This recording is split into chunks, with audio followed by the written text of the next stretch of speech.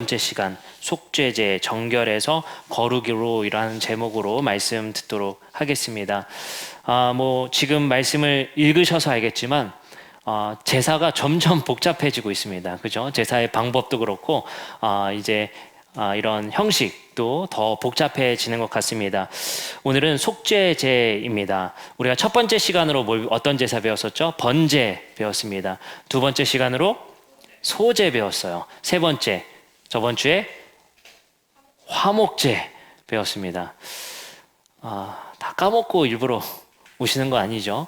다시 한번 해보겠습니다. 첫 번째, 번제. 두 번째, 소제. 세 번째, 화목제. 그리고 오늘 속죄제를 배우게 됩니다. 근데 우리 여러분들께 계속 강조했다시피 번제, 소제, 화목제는 자원제사입니다. 자기가 이 죄를 졌을 때 드리는 제사가 아니라 자기가 하나님께 감사하고 싶을 때, 그리고 충성을 하나님 앞에 다시 한번 고백하고 싶을 때, 또 이웃과의 화해를 요청할 때, 또 기쁨과 또 즐거움이 있을 때 이렇게 제사들을 드리게 됩니다. 그러한 제사고, 오늘 배우는 우리 속죄제는 이것은 선택 제사가 아니라 이거는 필수 제사입니다. 죄를 지었을 때 반드시 드려야 되는 제사가 바로 속죄제입니다. 이 속죄제는 하타트라는 히브리어를 씁니다. 우리 첫 번째 제사는 우리 올라라고 했었죠. 올라가다, 모든 것 다 드리다라는 제사가 번제였고, 미나, 우리 소제는 가루를 드리는 제사, 그리고 화목제 슐람임은 평화를 만드는 제사, 그리고 우리 네 번째 속죄제는 우리 하타트라는 속죄제, 우리나라 표현으로 속죄제라는 제사입니다.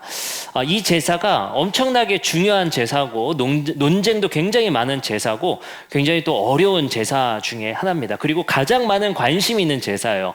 화목, 화평, 충성 다 필요 없어요. 우리 죄의 문제 어떻게 해결할 건데, 이게 우리의 관심사 아니겠습니까? 우리 기독교에서도 굉장히 중요하게 생각하는 관심사가 죄의 문제죠.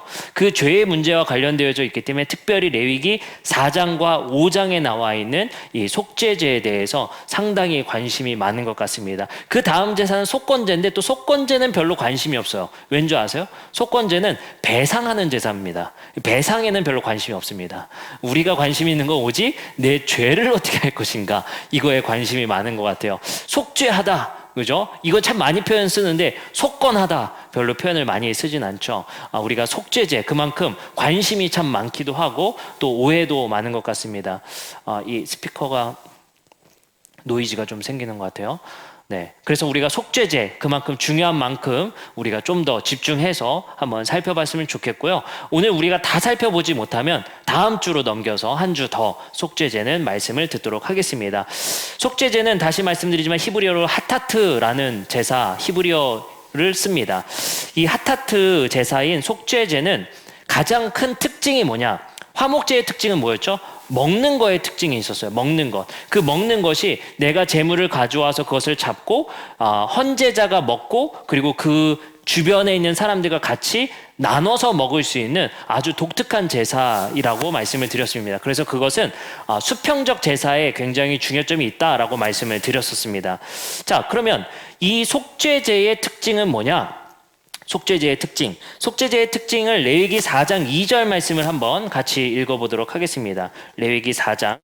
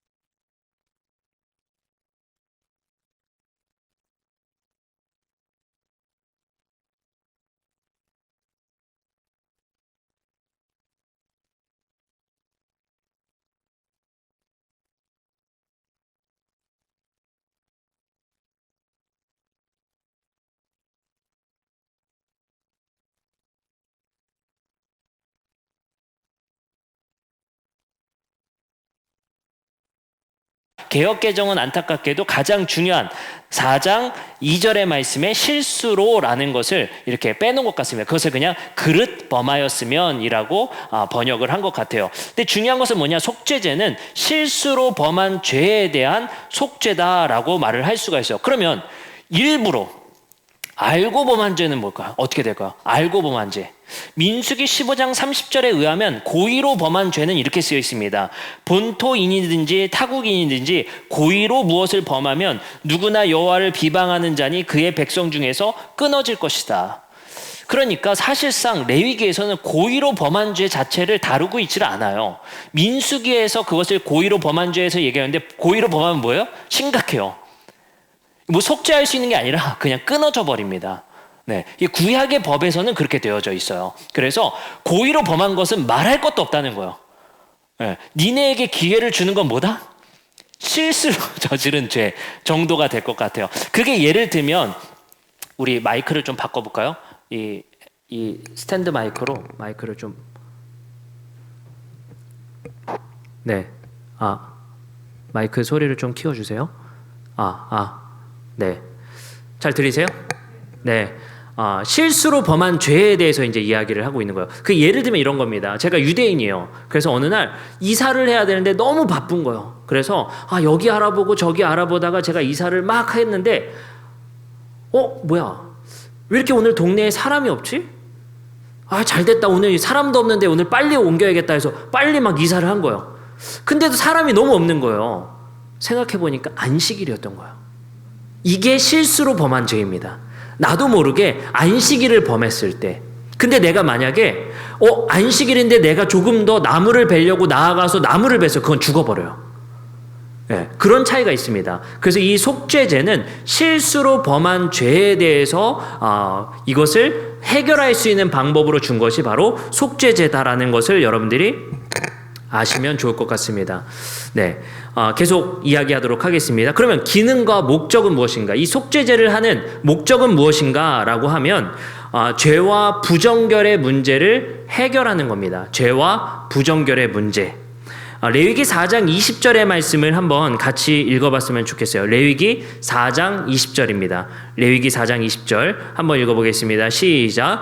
그 송아지를 속죄제의 수송아지에 한 것 같이 할지며 제사장이 그것으로 회중을 위하여 속죄한즉 그들이 사함을 받으리라.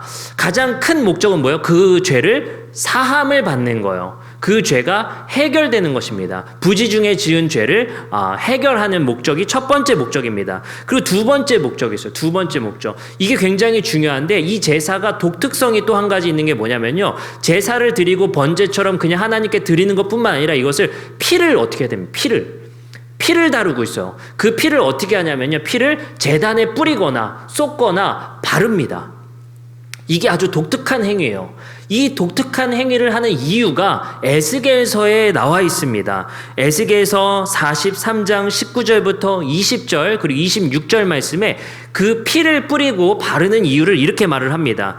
주 여호와의 말씀이니라. 나를 가까이하여 내게 수종드는 사독의 자손 레위 사람 제사장에게 너는 어린 숫송아지 한 마리를 주어 속죄 제물을 삼되 내가 그 피를 가져다가 제단 네 뿔의 아래층 네 모퉁이와 사방 가장자리에 발라 속죄하여 제단을 정결하게 하고 이같이 7일 동안 제단을 위하여 속죄제를 드려 정결하게 하며 드릴 것이요. 자, 레위기 4장에선 나오지 않는 말씀이 나와요. 뭐냐면 정결에 대한 이야기입니다.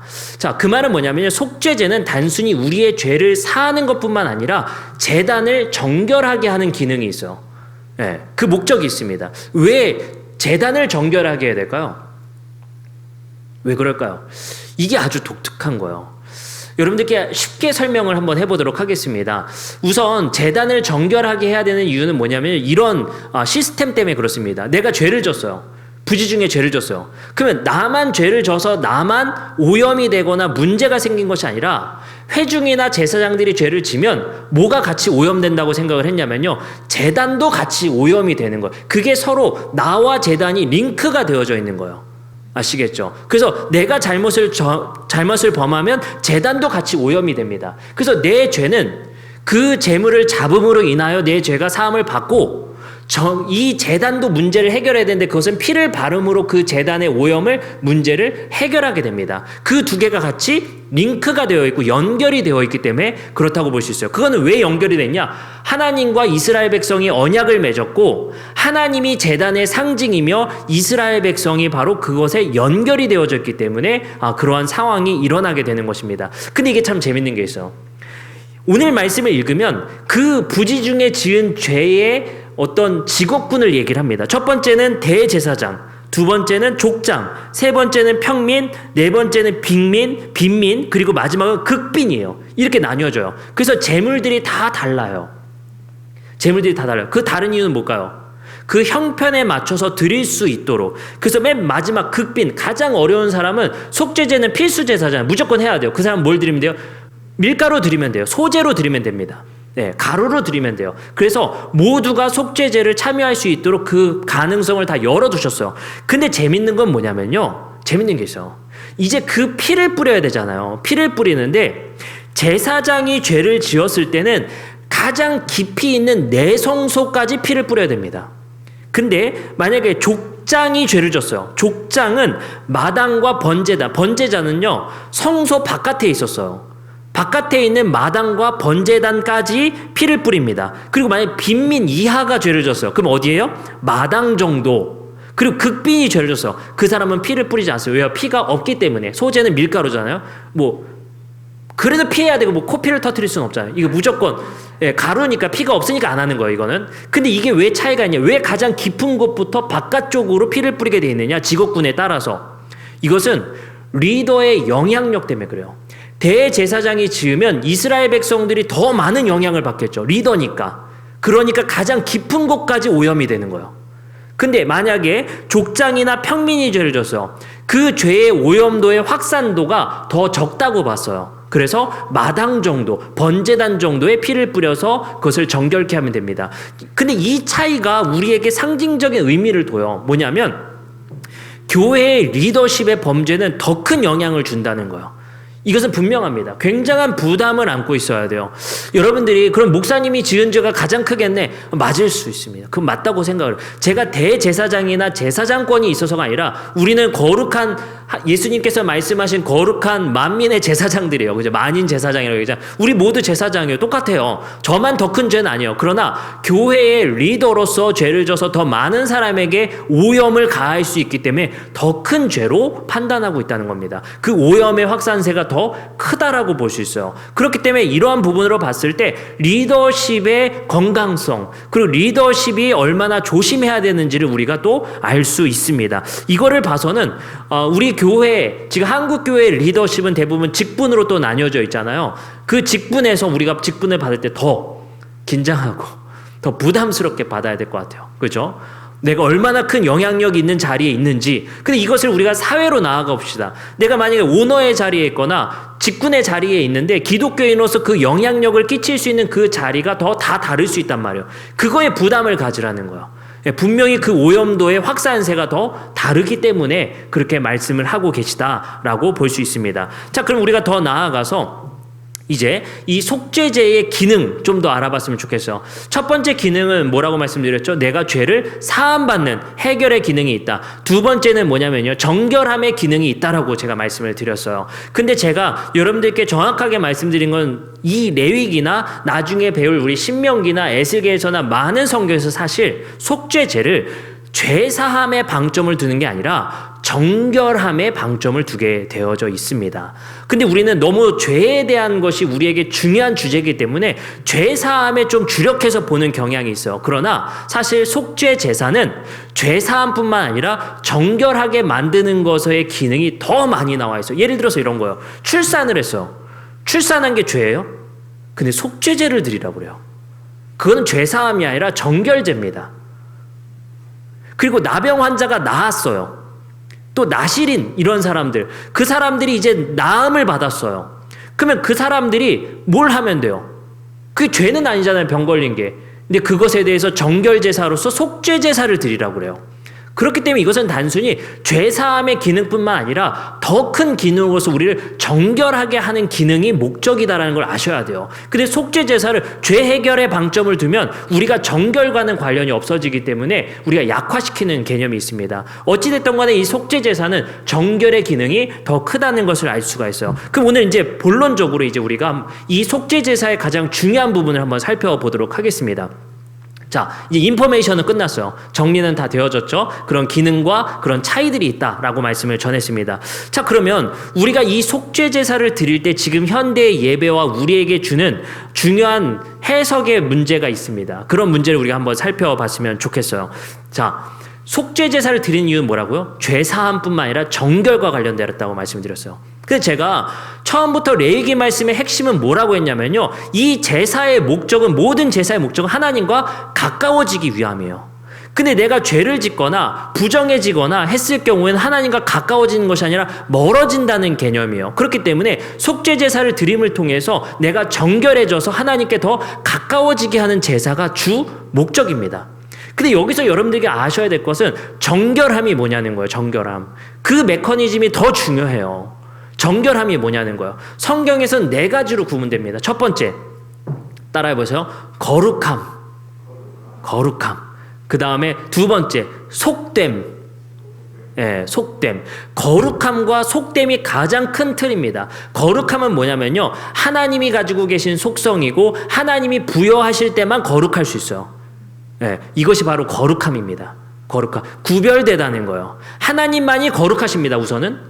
그리고 뭐예요? 하나님이 정하시거나 하나님이 부여한 제사장, 그리고 하나님이 부여했을 때만 거룩한 거예요. 아시겠죠? 그것이 바로 거룩함입니다. 두 번째, 그거와 반대되는 개념, 속됨이 있어요. 속됨. 속됨은 인간의 영역이에요. 하나님의 영역 안에서 하나님이 구분 지을 때 거룩함이고, 인간의 영역으로는 뭐다? 속됨이에요. 이것을 쉬운 말로 세속이라고 볼 수 있습니다. 이 속됨은 부정적인 용어가 아닙니다. 악하거나 선하고가 아니에요. 인간의 영역으로서 속됨이 있어요. 그리고 그 속됨의 자리에 2가지가 있습니다. 정결한 상태가 있고 부정결한 상태가 있는 거예요. 아시겠죠? 그러면 나는 세속사회에서 정결하냐 부정결하냐의 삶을 사는 거예요. 그리고 내가 정결한 삶을 살아가다가 어떻게 돼야 돼요?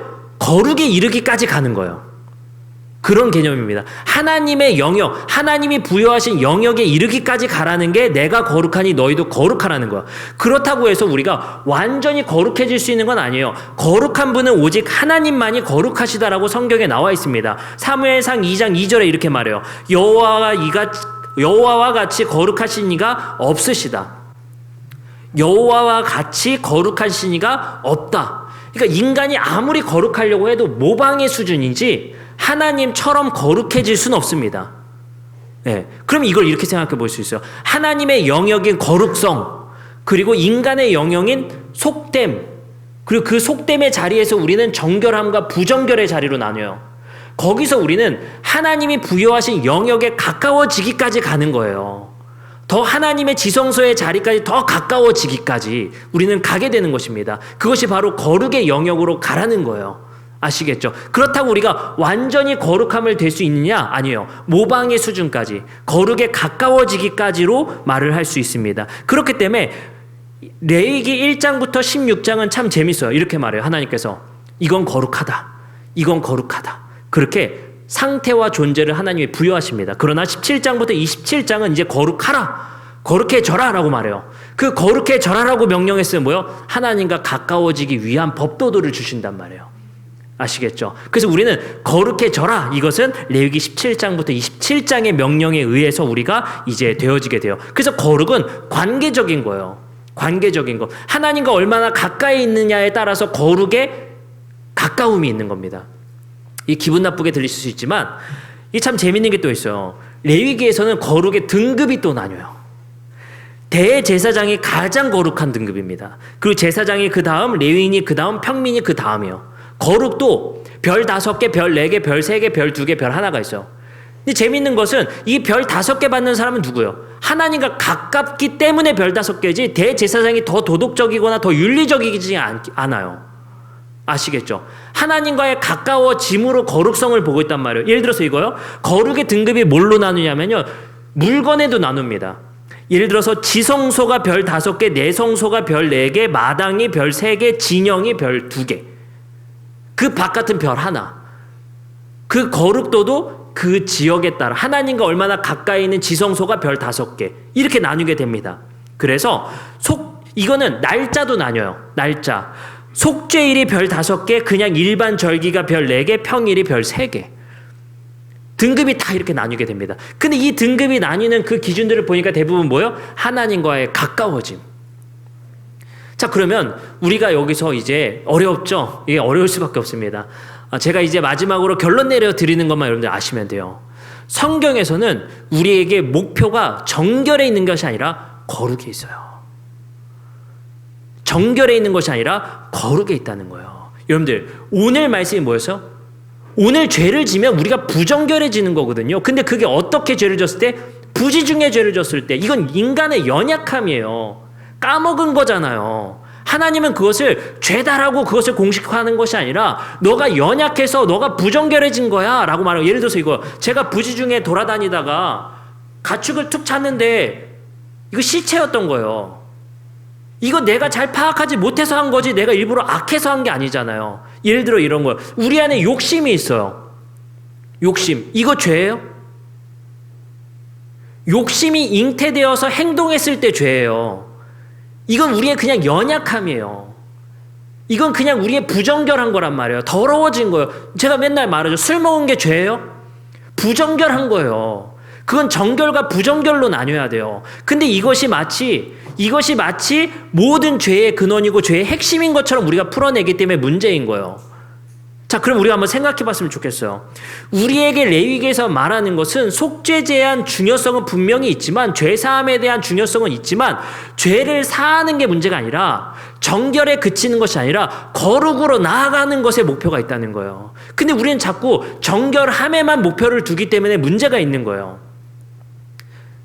이게 참 재밌는 게, 그래서 우리가 그러면 거룩해지려면 뭐 어떻게 해야 돼요? 하나님께 더 나아갈 수 있어야 돼요. 근데 그 나아가는 방법은 17장부터 27장 때 배울 거예요. 벌써부터 제가 이제 말을 하면 재미가 없겠죠. 어떻게 더 가까이 갈 수 있냐? 17장부터 27장에 이제 우리는 그걸 배우게 되고, 어떤 명령들이 우리가 정말 거룩한 삶을 살아갈 수 있게 되는지. 그래서 정결은 대부분 하지 말라예요. 조심하라요. 근데 거룩은 뭐 해야 되는 거예요. 우리가 무엇을 하라는 거예요. 적극성이 있어요. 그래서 그 거룩을 통해서 하나님과 더 가까워지라는 것이거든요. 그래서 우리는 정결함에 그치는 교회가 아니라 거룩해지는 교회가 돼야 된다는 거예요. 하나님이 우리와 동행함으로 하나님과 가까워지는 교회, 거룩한 교회가 돼야 되는 것이지, 정결한 교회는요 아무런 영향력이 없어요. 세상에 영향력을 끼치는 것은 거룩함이지 정결함에 있지 않단 말이에요. 정결함을 예를 들면 이런 겁니다. 제가 볼펜 있잖아요. 제가 볼펜을 여기다 이렇게 세운다고 생각해 보세요. 이렇게 세운다고 생각해 보세요. 제가 하면서 여러분들 이렇게 간다고, 물컵을 손에다 해서 이렇게 한다고, 불안하잖아요. 정결함은 이 정도예요. 늘 우리가 정결함은 무너질 수 있고 불안한 거예요. 이 정결함을 지키려고 노력하는 삶이 그리스도인의 삶이 아니에요.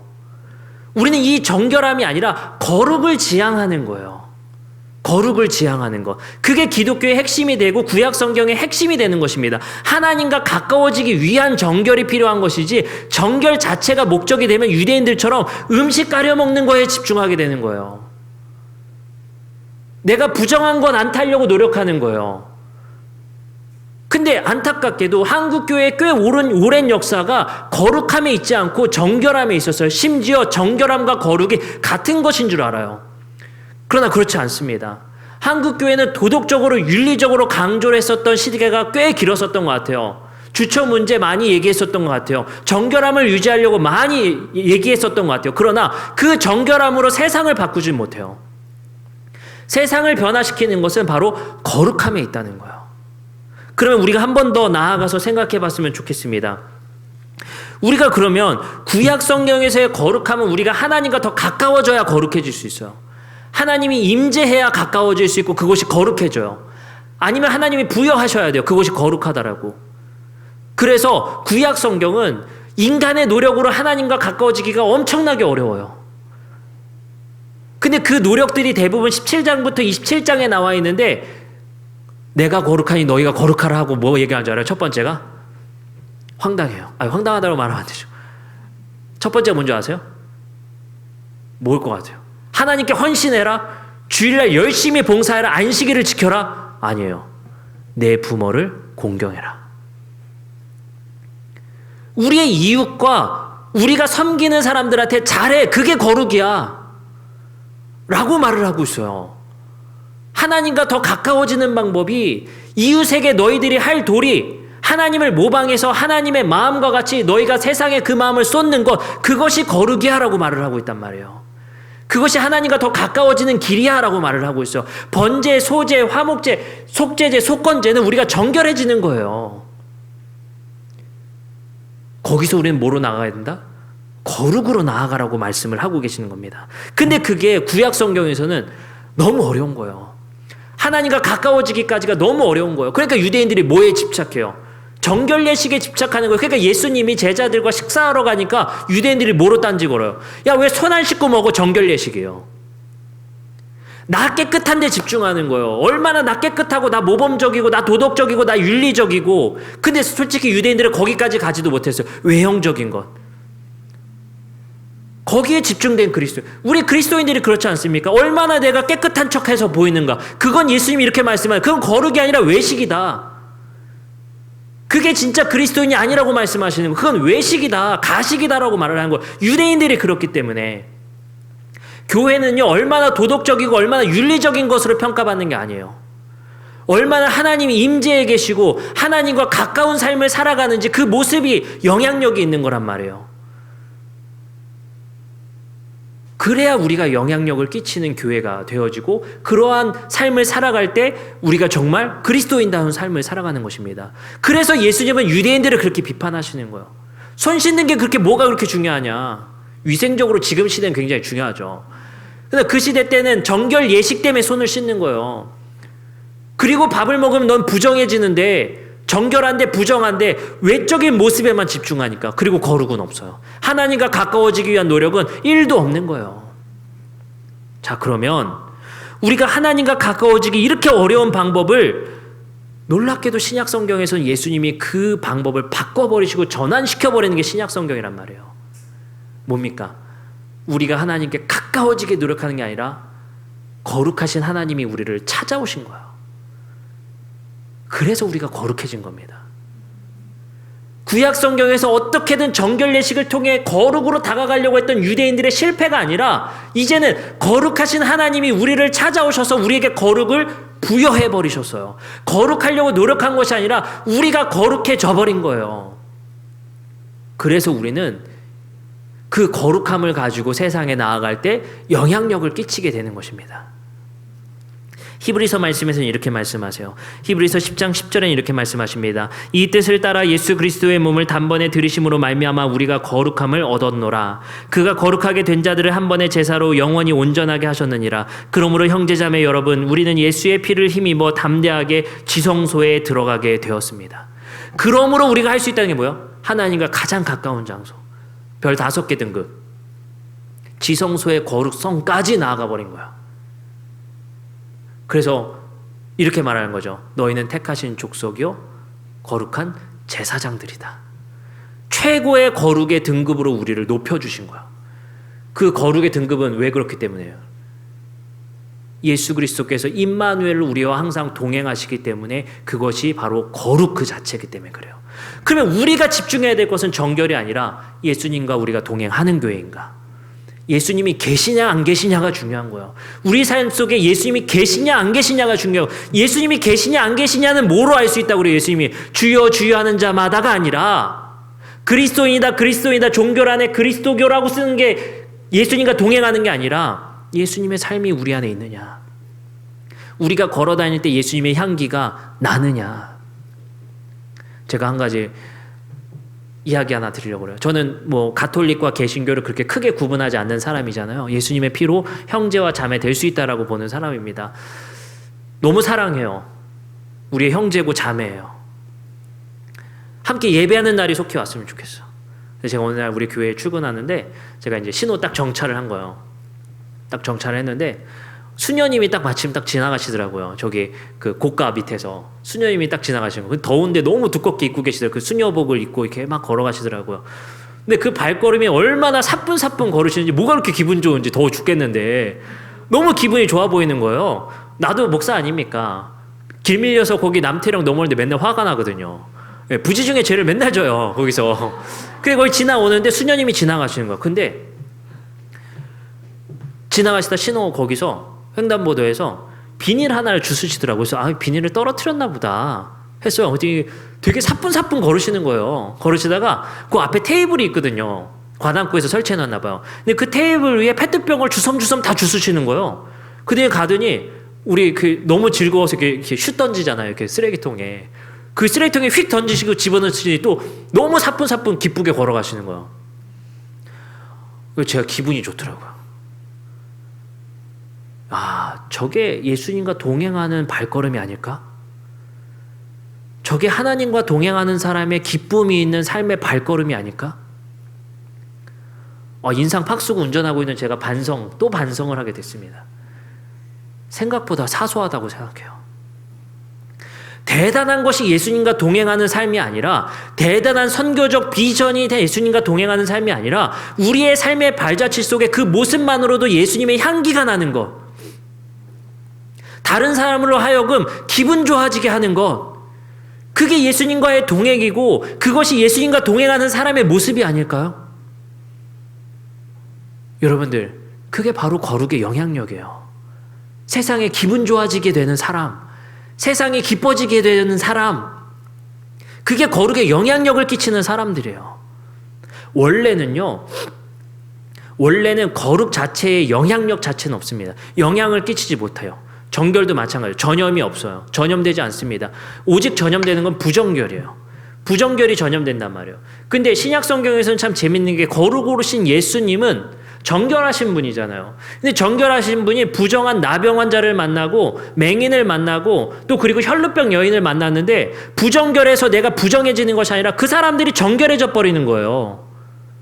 그게 그리스도인이라는 거예요. 이제 거룩하신 예수 그리스도가 내 안에 계시고 그와 연합되어졌기 때문에 그가 죽으심으로 나도 죽고 그가 살아나심으로 나도 살아내는 삶을 살기 때문에 내가 가는 곳마다 예수님이 가는 곳마다 기뻐하며 화평이 생긴 것처럼 내가 가는 곳마다 기쁨이 생기고 즐거움이 생기고 예수 그리스도의 향기가 전파되는 거예요. 그게 바로 거룩이에요. 거룩이에요. 이 설교를 하면서 오늘 주일 내내 내가 얼마나 마음이 제가 무겁고 불편했는지 몰라요. 제가 그러지 못하니까. 내가 우리 가정의 육아의 기쁨이 되고 있는가? 아닌 것 같아요. 네, 죄를 많이 짓습니다. 정말. 나름대로 부지 중에 지은 죄라고 제 합리화시키지만 고의적으로 지을 때가 굉장히 많아요. 물론 고의적으로 지은 죄를 예수님께서 다 이제 사하셨고 덮으셨지만 우리 안에 그런 삶이 너무 많아요. 거룩의 영향력을 끼치기보다는 선한 영향력을 끼치기보다는 저는 더 좋은 편인 것 같아요. 우리가 선한 영향력이라고 많이 쓰는데 거룩의 영향력.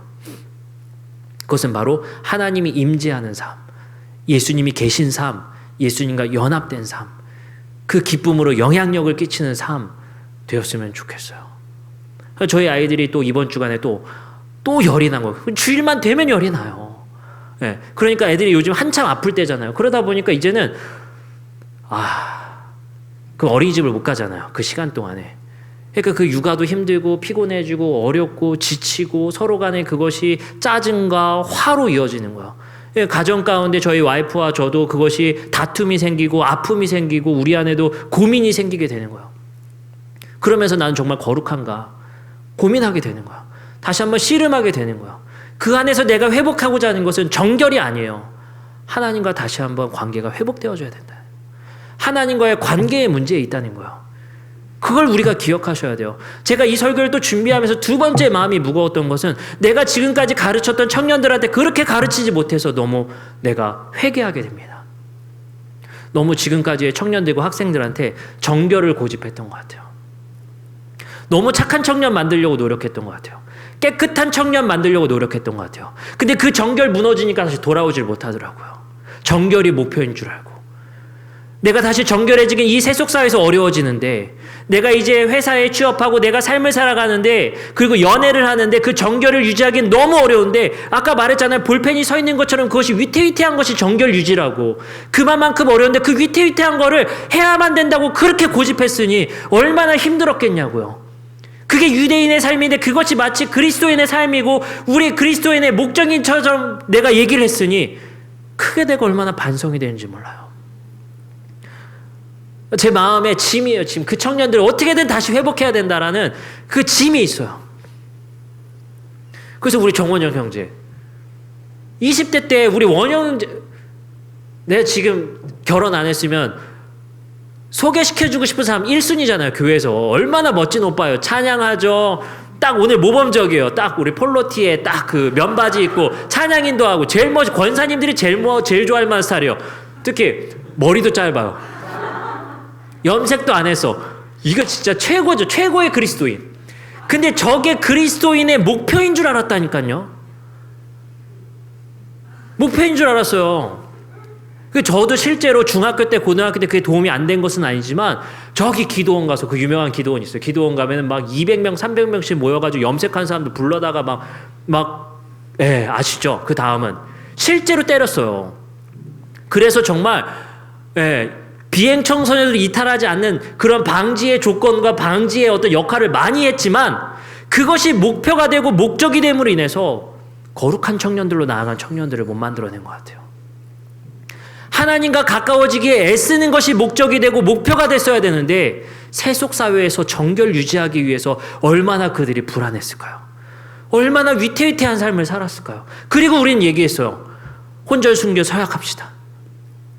그 삶이 얼마나 위태했고 얼마나 그들을 그것으로 정죄하기에 애쓰게 됐냔 말이에요. 컴퓨터 게임하지 않는 것이 그것이 정결이고 컴퓨터 게임하지 않는 것이 그것이 너희가 정결함이다. 너희들 PC방 다니는 것은 부정결이야 라고 우리가 얼마나 말했으며 그를 얼마나 억압했습니까? 비행 청소년 만들지 않은 것으로서는 우리 교회가 한몫했어요. 그러나 그것이 정말 하나님 나라의 비전이고 하나님이 원하실 목적이었냔 말이에요. 하나님의 비전이 그렇게 작은 것이었을까요? 단지 PC방 안 보내는 것? 핸드폰 늦게 쓰게 하는 것? 아이폰은 그것은 사탄이 만든 매체이다. 이것 하려고 하나님이 비전을 말씀하셨을까요? 아니에요. 우리가 지성소에 들어가 하나님과 가까워진 삶, 그 발걸음 가볍고 기쁨 속에서 나아갈 수 있는 삶. 물론 이것이 이 말조차 얼마나 폭력적인지 제가 알고 있어요. 1호선, 2호선, 3호선으로 출근하는 우리 청년들, 직장인들, 그 미어터지는 곳에 발걸음을 내놓을 때 얼마나 힘들까. 마스크까지 쓰고 그 자리에서 미어터져서 내가 차로 운전하면서 가면서부터 맨날 미안합니다. 그 얼마나 힘들까. 그 지옥철이라고 말하는 곳에서 매일 출근하는 그들이 얼마나 힘들까. 그곳에 서서 그 힘겨움에 있는 청년들한테 정결로 정죄해야 되는 것이 얼마나 그 힘듦을 가중시켰을까. 그러나 그들에게 한 번 더 제가 이야기하고 싶은 것은 우리가 그곳에서 얼마나 발걸음 가볍게 하나님 안에서 기쁨을 추구할 수 있는가. 헬조선이라고 말하고 지옥철이라는 말하는 그 이 시대와 사회 속에서 유일한 기쁨의 가능성, 하나님과 가까워지기 위해 노력하는 것, 그 삶을 살아내기 위해 우리가 발걸음을 옮기는 것, 그것이 우리의 비전으로 다시 한번 회복돼야 된다는 것이 바로 속죄제의 기능으로서 우리가 아셨으면 좋겠습니다. 우리가 오늘 말씀을 마치면서 함께 말씀을 나눴으면 좋겠습니다.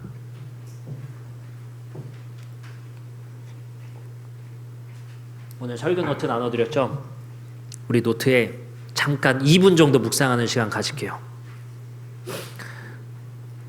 하나님, 우리는 정결한 삶을 넘어서 거룩으로 가야겠습니다. 단순히 외적인 깨끗함, 그리고 외적인 모습, 외향적으로 나는 그리스도인이라는 모습을 나타내기 위해 우리를 얼마나 억압했으며 얼마나 힘들었습니까? 이제 자유해 주시기 바랍니다.